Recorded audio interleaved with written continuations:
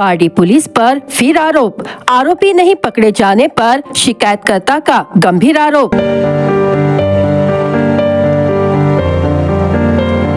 मुख्यमंत्री से संघर्ष की चेतावनी, अधिवेशन में संबंधित अधिकारी को हटाने की मांग।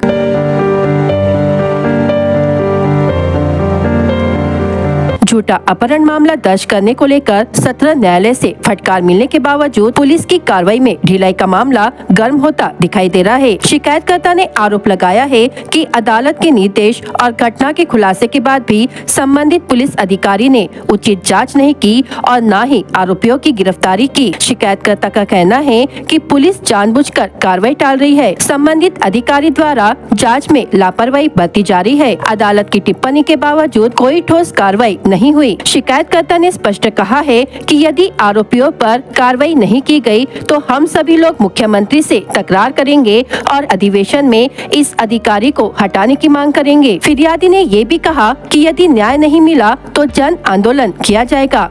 अधिवेशन के दौरान विरोध प्रदर्शन किया जाएगा और उच्च स्तरीय जांच की मांग की जाएगी। इस घटना ने पारडी पुलिस की कार्यप्रणाली पर बड़े सवाल खड़े कर दिए हैं। वहीं नागरिक और सामाजिक संगठन भी इस मुद्दे पर समर्थन दे रहे हैं। बताइए। मेरा नाम हारून गफ्फार पटेल है और मेरा ये भतीजा है जिसको काफ़ी लोगों ने वहाँ मिलके मारे थे, जिसकी कंप्लेंट हमने पारडी पुलिस स्टेशन में डाले थे। तो उन्होंने पहले तो ये बताया कि हम कोई कार्रवाई नहीं करें, आप आपस में सेटलमेंट कर लो, क्योंकि उनके अवैध धंधे हैं, उनको उनसे कुछ तकलीफ हो रही थी पुलिस को कि भाई इनसे आप सुलह कर लो और इनसे केस मत करो। हमने जब ज़बरदस्ती की तो उन्होंने हमारे ही ऊपर केस ठोका। ऐसे अवैध धंधे का साथ देने वाले लोगों को डिपार्टमेंट ने इसके ऊपर एक्शन लेना चाहिए या उन्हें सस्पेंड करना चाहिए। ऐसी हम कार्रवाई करने की सरकार से या सीपी से रिक्वेस्ट करते हैं। आप लोग सीएम की तरफ या आमदार की तरफ भी जाने वाले और अधिवेशन में पहले हम और एक बार सीपी साहब की तरफ जाएंगे, हाँ। उनको समझाएंगे। अगर वहाँ भी मामला कुछ नहीं हुआ तो हम आमदार बावनकुड़े जी इनके सबके पास जाएंगे और उनको कार्रवाई करने के लिए बात करेंगे, क्योंकि ऐसे लोग अगर रहेंगे तो पब्लिक बहुत परेशान हो जाएगी। क्योंकि बाकी केस भी इतने हो रहे हैं उस एरिया में, उनके ऊपर वो कोई कार्रवाई नहीं हुई। आज बाराद्वारी एरिया में, इंडस्ट्रियल एरिया में 3 बार चोरी हुई। एक आदमी को इतना मारे कि वो बेचारा गांव भाग गया, 1.5 महीना एडमिट रहा वो भी, लेकिन वहाँ पे कभी पुलिस देखने भी नहीं गई। उसके भवानी में एडमिट किए थे, भवानी दवाखाने वालों ने बाकायदा रिपोर्ट बना के दिए पुलिस को, तो उन्होंने उसके ऊपर कोई एक्शन नहीं लिया अभी। तो मजदूर भी छोड़ के भाग रहे हैं ऐसे अवैध धंधे वालों से डर के, लेकिन उस पर कोई पुलिस कार्रवाई नहीं कर रही है अभी। तो इसके लिए हम रिक्वेस्ट करते हैं सीपी साहब से कि इसके ऊपर कड़ी कार्रवाई कुछ की जाए, नहीं तो पब्लिक परेशान होगी और सबको परेशानी से तकलीफ हो रही है। तो हम ऐसी रिक्वेस्ट करते हैं 3 बार भी कि इनके ऊपर जरूर कार्रवाई की।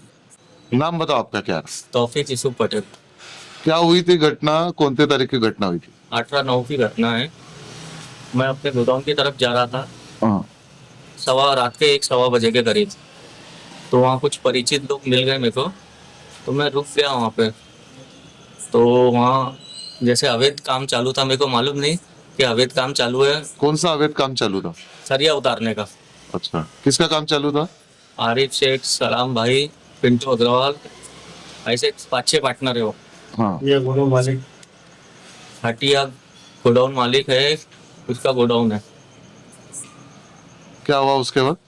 उसके बाद उन्होंने मेरे को बाहर आए और बोले यहाँ क्या जारी करने आया, क्या हमारी कंप्लेंट करेगा पुलिस में।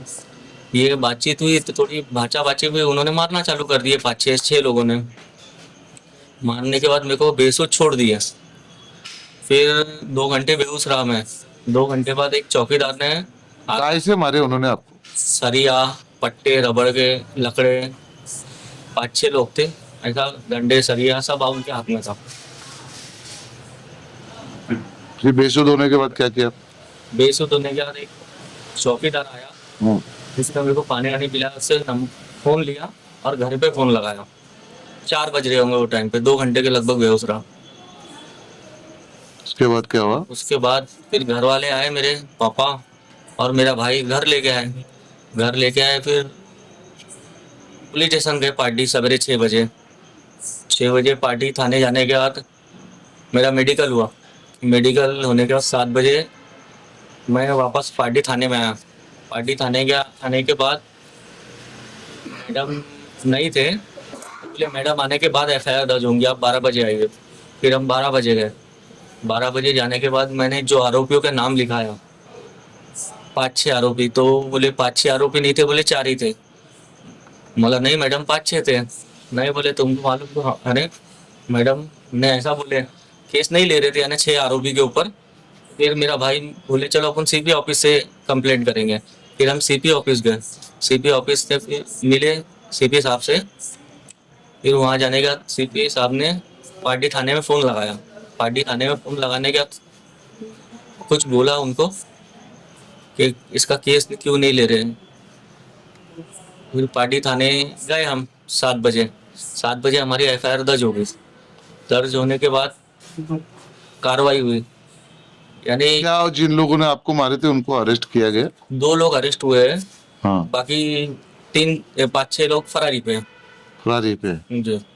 क्या आप पे झूठे गुना नोट भी दर्ज किए गए? कौन से प्रकार के गुना नोट? गुनाह ऐसा है कि बदले की भावना से, हाँ। जैसे हम CP ऑफिस गए थे। CP ऑफिस जाने के कारण मेरे भाई लोगों को तकलीफ दे रहे हैं पुलिस वाले, हाँ, जिसमें 3 दिन के बाद मेरे भाई के ऊपर 307 दाखिल की गई 21/9 को। फिर मेरा भाई की एंटीसेप्टिक बेल हुई।